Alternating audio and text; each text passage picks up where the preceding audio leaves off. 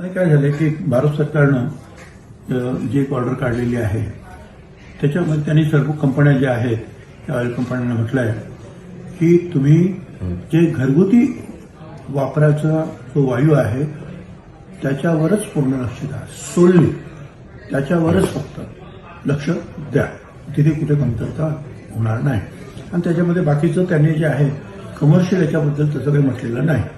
पण याचा अर्थ असा आहे की कमर्शियलला तो पुरवठा पूर्ण काही होणार नाही. तर या बाबतीमध्ये त्यांचं म्हणणं होतं की कर्नाटकमध्ये आज हॉटेल्स बंद होत आहेत. म्हटलं बघा गुजरातमध्ये काय होतं ते पण पहा.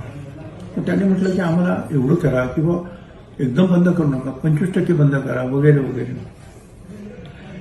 तर म्हटलं ठीक आहे, का शेवटी मी काय करणार, मी सीएमना सांगतो. तुम्ही सीएम साहेबांना सांगितलं ते म्हणा मी बोलतो वरती, पण कठीणच दिसत आहे कारण त्यांनी वरून ॲडवायझरी पाठवलेली आहे की डोमेस्टिक जो आहे सप्लाय लोकांना घराघर तो कुठेही अडचणीत येता कामा नये.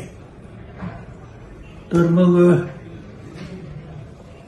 रॉकेल देता येईल का, रॉकेल घेतील का, त्याच्यावर पण चर्चा केली. तर त्याने 10-1 वर्षापूर्वी जे आहे नागपूर कोर्टाने एक लिहिलेला विषय आहे की उज्ज्वला असेल तर रॉकेल कशाला. पण सत्य परिस्थितीमध्ये आम्ही त्यांना कळवायचं ठरवलं कोर्टाला सुद्धा की आता आम्ही या परिस्थितीमध्ये आपल्याला दुसरा काही उपाय नाही. जे लोक रॉकेल वापरतील, काय ढाबेवाले वापरतील, कोण वापरतील. पण मोठे मोठे हॉटेल्सवाले वगैरे काय तिथं काय वापरू शकणार नाही. ते पत्र लिहिणार आहोत.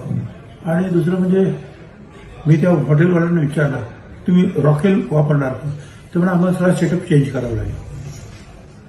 आणि ते रॉकेल रिस्की पण आहे खूप त्या दृष्टीने.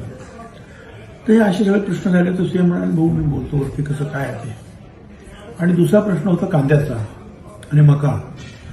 तर ते म्हणाले मी मीटिंग लावतो, नाफेडच्या पण लोकांना बोलवतो.